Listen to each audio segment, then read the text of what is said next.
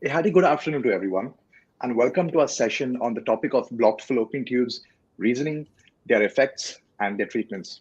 We're pleased to have Dr. Malti Madhu among us to educate us on the topic. She is a senior IVF and fertility consultant at Apollo Fertility, and we are pleased to have her expertise as our esteemed guest for today. And she will shed some light on this topic. Doctor, you have the stage. Thank you. Namaskar. Today I am going to discuss about the blocked fallopian tubes, like what is the exact function of the tube, why they are blocked, how the diagnosis is made, and what are the treatment options.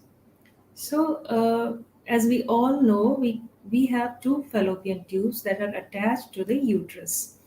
And what happens then in each reproductive cycle, one egg develops in either of the ovaries, and as it matures, it gets ruptured from the surface of ovary. That is called ovulation. So after the ovulation, the tubes pick the released egg, and inside the tube only, the eggs get fertilized by the sperms. Then after fertilization, the embryo is formed. So inside the tube only, the fertilization process takes place, and also the initial development of embryo, like the embryo rests inside the tube for almost 4 days before it reaches to the uterine cavity. So it derives its nutrition from the tube, and it grows inside the tube. So this is the function of tube. So if some women have blocked fallopian tubes, especially if both the fallopian tubes are blocked, then it's not possible for eggs and sperm to meet, and practically pregnancy is impossible in such cases. I mean, without treatment. So these are the function of tube. Then coming to why fallopian tubes are blocked. So, the most common reason for the blockage of fallopian tube is infection. So, in reproductive age, women have sometimes sexually transmitted diseases like chlamydia, gonorrhea, and these infection can result in inflammation of tubes, there is scarring, and then their function is lost. In India, genital tuberculosis is very important reason for tubal blockage and dysfunction. Then, cigarette smoking, both active and passive smoking, can result in permanent damage of the tubes and lead to their dysfunction. Then, any sort of abdominal surgery, like surgery for ruptured appendix or surgery for ovarian cysts or surgery which is done for ectopic pregnancies, can result in tubal dysfunction. Then, even fibroids, uterine fibroids, depending upon their location, some of the fibroids may distort the tubo-ovarian relationship. And in these cases, they may result in tubal dysfunction. And also, copper T insertion. Copper T in some cases may lead to infection, that is called pelvic inflammatory disease or PID. In such cases, it may lead to tubal dysfunction. The infection sometimes reaches to the tubes and result in their dysfunction. So now, what are the symptoms for blocked tubes? The blocked tubes, which most of the cases result from infection, sometimes the women may have lower abdominal pain or vaginal discharge. But most of the cases are symptomless. I mean, then even the woman is not aware that her tubes are blocked. So, how the diagnosis of blocked fallopian tubes are made?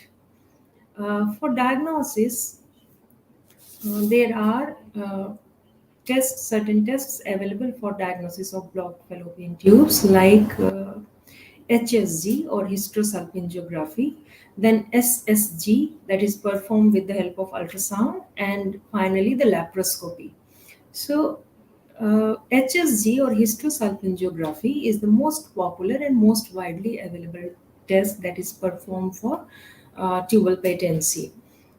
During HSG, the cervix is cannulated with a very fine cannula, and then the radio-opaque dye is instilled inside the cervix that goes into the uterus and comes out through both the fallopian tubes.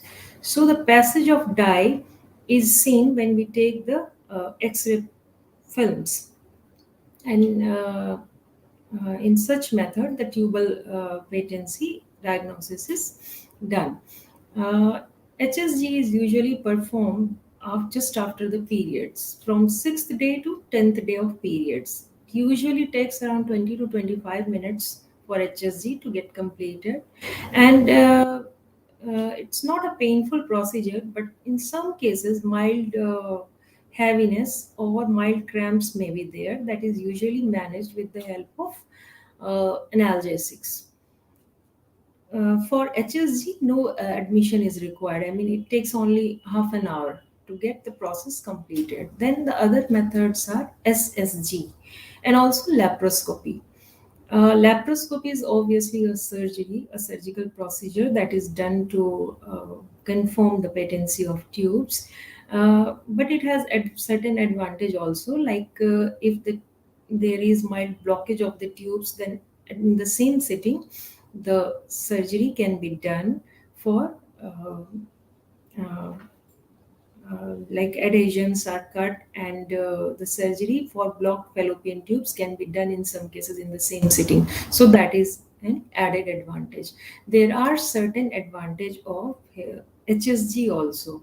During hysterosalpingography, when we push the dye inside the uterus, then sometimes the fine or mild mucus plugs are there in the tubes which are flushed.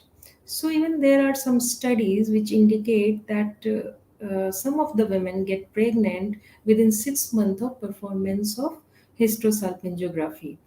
So, this is the beneficial effect of hysterosalpingography. So, after diagnosis, what are the treatment options for blocked tubes? So there are three types of blocked fallopian tubes, depending upon what part of tubes are blocked. Distal tubal block means the distal part or the part that is away from uterus is blocked due to some pathology. So distal fallopian tube blockage cannot be fixed without surgery. Then there are some sort of tubal blockage that might result due to previous abdominal surgery or after ectopic pregnancy. Such tubal blocks can't also be fixed without surgery. So, surgery is performed usually by laparoscopy, and uh, careful case selection is required. The couple should understand that going for tubal surgery doesn't mean that their tubes will be permanently open, or there is difference between the patent tube and the functional tube. What happens that the tubal lining has got certain cells which has hairy structure like that are called cilia. So these cilia are very important as they propel the released egg inside the tube first, and then after the formation of embryo, these are the ciliary cells which propel the formed embryo to the uterine cavity. And it is seen that whenever the ciliary function is damaged, then that damage is permanent in most of the cases. So the patent tube doesn't always mean that the tubes are functional, they are going to work.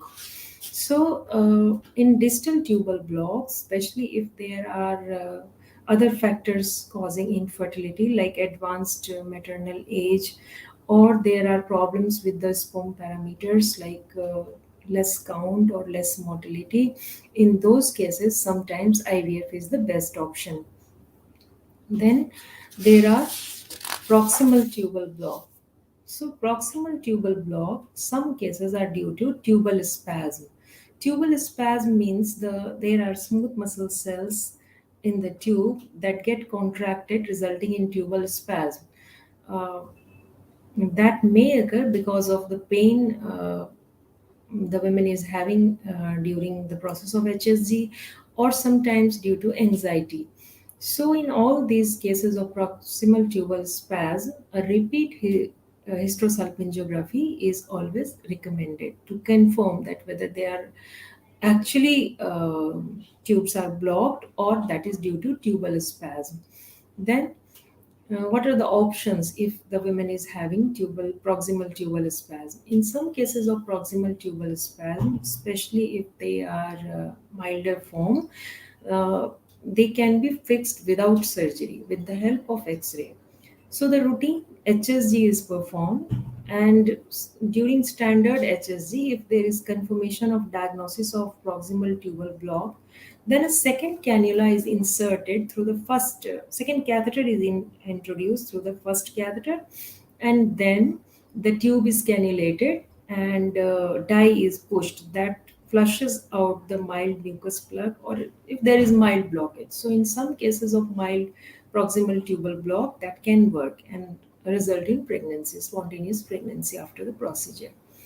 So now coming to hydrosalpings or pyosalpings, that is also sometimes finding that diagnosis is made during hysterosalpingiography. Hydrosalpings means the tubes are permanently dilated with the help of tubes are permanently dilated due to fluid accumulation inside the tube.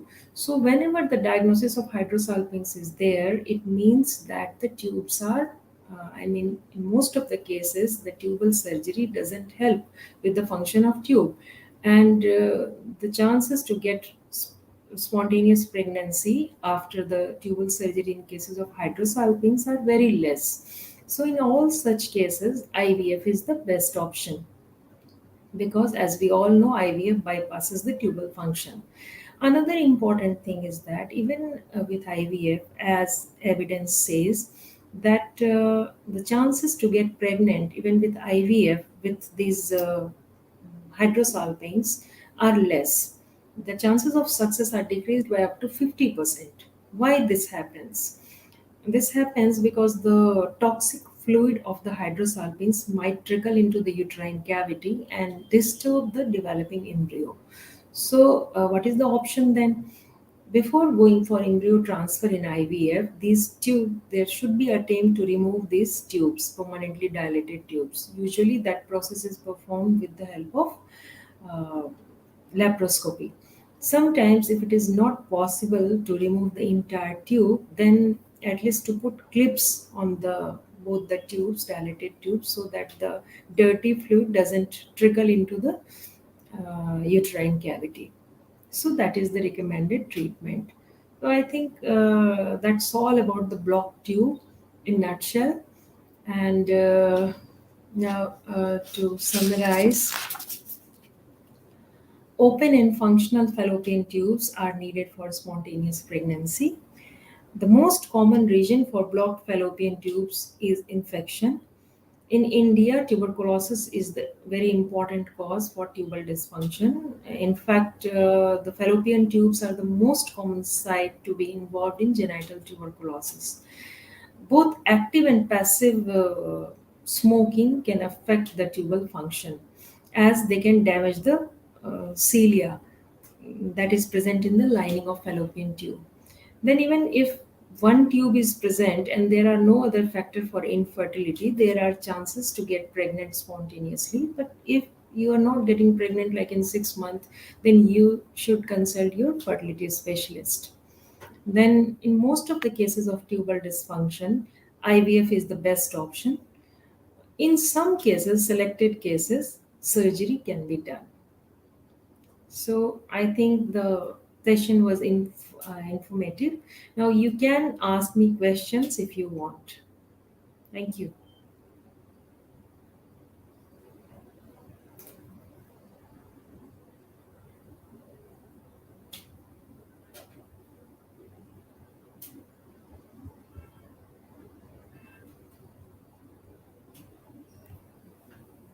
I'm open to questions. If anything in detail you want to know about the fallopian tubes, functions, then the reason for their blockage, how the diagnosis is made, and also the treatment option.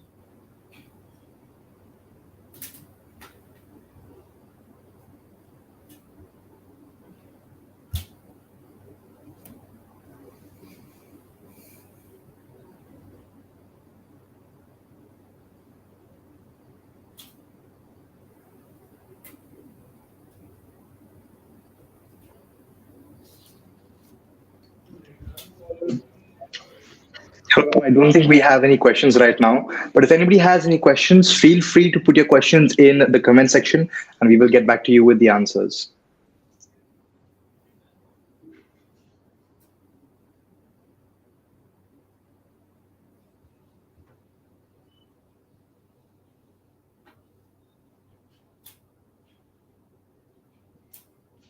In this case, ma'am, would it be fine to end the webinar? I don't think we have any questions over here right now. Okay. All right. Thank you so much, Doctor. It was a pleasure having you. And we hope to get in contact with you if there are any questions moving ahead. Thank you, everyone, for being here. We'll see you soon.